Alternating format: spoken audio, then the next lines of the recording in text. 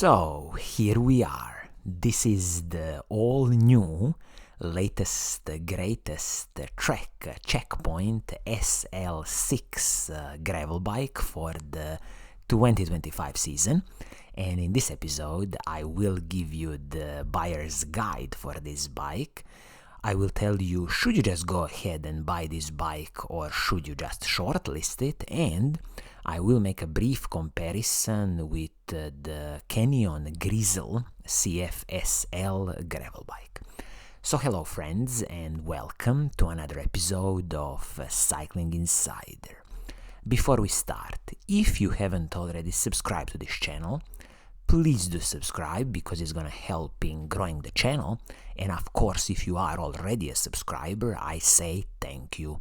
So speaking about this 2025 Trek Checkpoint SL6, this is the third generation of the Trek Checkpoint, and the first thing we need to answer is, who is this bike for? So this is a typical adventure gravel bike, as Trek calls it.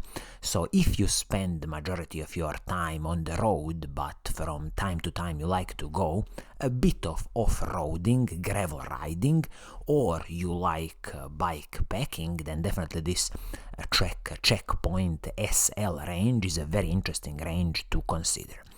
When it comes to the paint schemes on this bike, you have two paint schemes on offer. One is this beautiful white paint scheme, very classy, very clean, and then you also have this matte blue paint scheme, marina blue paint scheme with a hint of orange.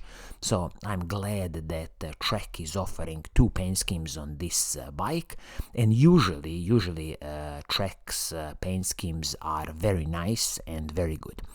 Also, the retail price of this bike is $3,999 so let's call it $4,000, which definitely is not a cheap bike, and we will see when I make a comparison later with the Canyon Grizl what is really possible in this price range.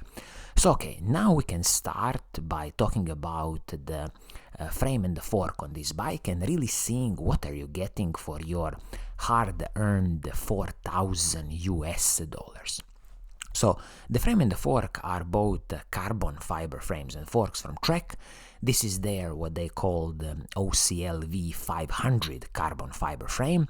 This is not the top tier carbon fiber, this is the second tier of carbon fiber that the Trek does, but there's absolutely no problems with that because also Trek gives you a lifetime warranty on their carbon fiber frames. And some of the highlights of this carbon frame and the fork include that you will also have 12mm through axles both front and the back. It comes with a press fit T47 bottom bracket, and also there is this proprietary solution which Trek calls this ISO speed solution. At the back, you have probably seen it on the Trek Domani bikes, on the Trek Pro Caliber mountain bikes, where basically the seat tube can move independently from the top tube and the seat stays, so you get a bit more, movement, few millimeters of the seat tube, and definitely this contributes with absorbing some of the smaller road bumps. Also with this carbon fiber frame you see a lot of mounting points on this bike. So for example, if you like bike packing, let me just show you. If you like bike packing, then definitely you can fit so many bags on this bike and water bottles, so it's a very nice solution for a proper adventure gravel bike. Also you have a bit of down tube storage here, which can easily be used, for example some smaller tools here, or even some food to put in this down tube storage. Also I forgot to mention here that the rear derailleur, so the Trek is now using the UDH standard universal derailleur hanger, and it seems to me that going into the future all bike manufacturers will switch to this UDH rear mech standard. It's an excellent solution, so no problems with that. All in, with this carbon fiber frame and the fork, absolutely no special complaints from me. It's a perfectly fine and excellent carbon fiber frame and the fork. Also looking at some of the smaller pieces, you will get a carbon fiber seat post, which again excellent addition. You will also get the Bontrager saddle, so in-house brand of Trek.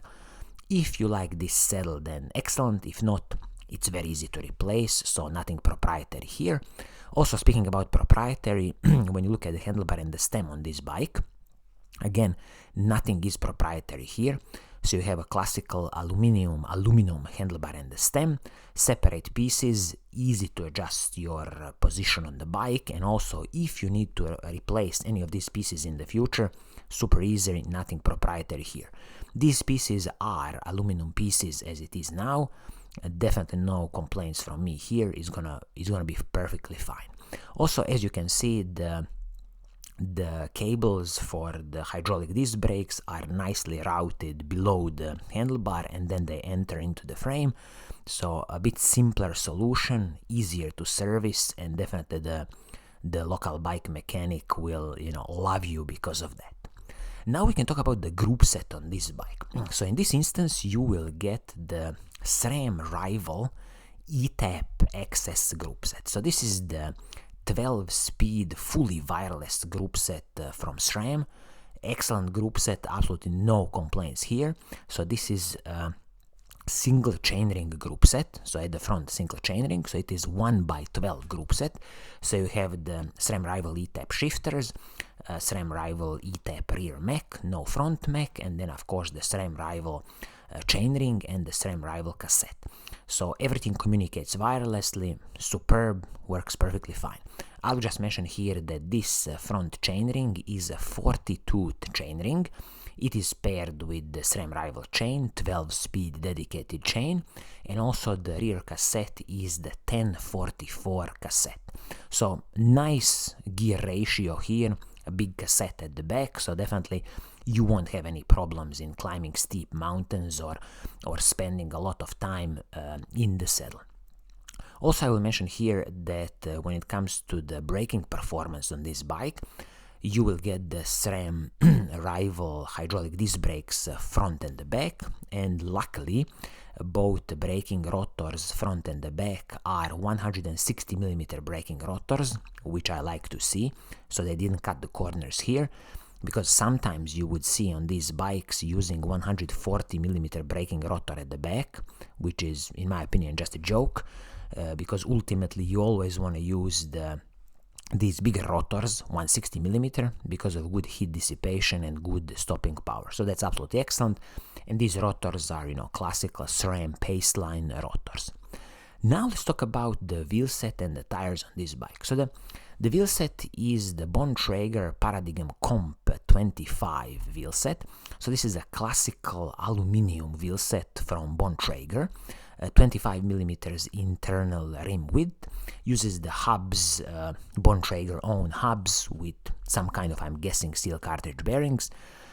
Usually in the old days, these Bontrager hubs were partially based on the DT Swiss hubs, DT Swiss design, so I'm also expecting this to be a decent, reliable hub. When it comes to the tubeless ready wheel set, it is a tubeless ready wheel set, classical hooked wheel set, so you don't have to worry about the hookless wheel set. And also this wheel set has a total weight, let me just double check, but I think it's somewhere around 1,800 grams. The 24 spokes front and the back, so all in a pretty classical, nice aluminum wheel set. In the future, if you are thinking of upgrading the wheel set on this bike, I would always advise you to have a look at DT Swiss wheels, or now I would also suggest you to have a look at Swiss side wheels. So these are some options for the future. Tires on this wheel set are also Bontrager tires. These tires out of the box are, I believe, 43 or 45mm, which is absolutely excellent. You will get a lot of air volume in this tire, and in the future, if you are replacing these tires, you can also fit up to 50mm tires on this bike, which again is absolutely excellent, and I would definitely do it, because for these gravel bikes you want a huge air volume in the tires, so the bike ride is really smooth. Also here, as I want to mention, the total retail price of this bike is $4,000 US.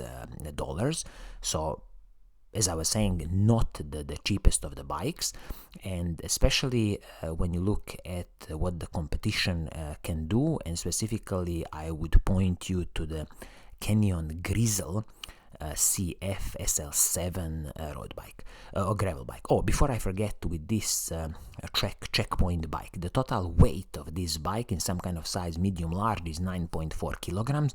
Again, a pretty standard bike weight for these types of gravel bikes, so nothing special here. So as I was saying, the main competitor of this bike, in my opinion, is the Canyon Grizl CF SL7 eTap, and I'm looking at the full retail price of this bike, which is $3,300. So we are speaking about $700 difference, which is absolutely huge.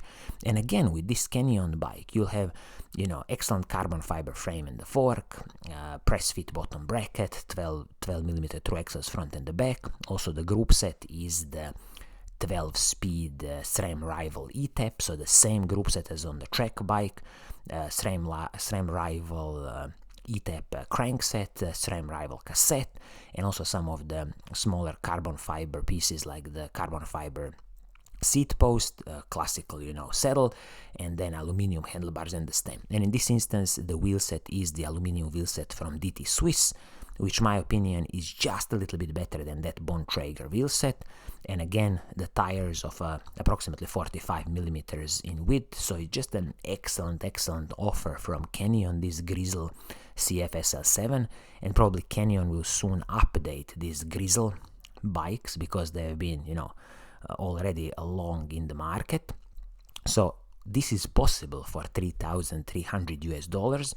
So I'm really thinking that the biggest problem of the newest Trek Checkpoint SL6 bike, and probably the rest of the Trek Checkpoint SL range, is the price, because at $4,000 I would definitely tell you to just shortlist this gravel bike and test ride it, because if you can get your hands on the Canyon Grizl CF SL7 gravel bike, then definitely you should go with the Canyon offering, because the price difference of approximately $700 or even now almost like $1,000 is just the crazy price difference between these two bikes. So my advice to Trek is that they should definitely lower this price from $4,000 to approximately $3,500, and then this Checkpoint SL6 would be an attractive offering. As it is now, just a bit too much money for what this bike is.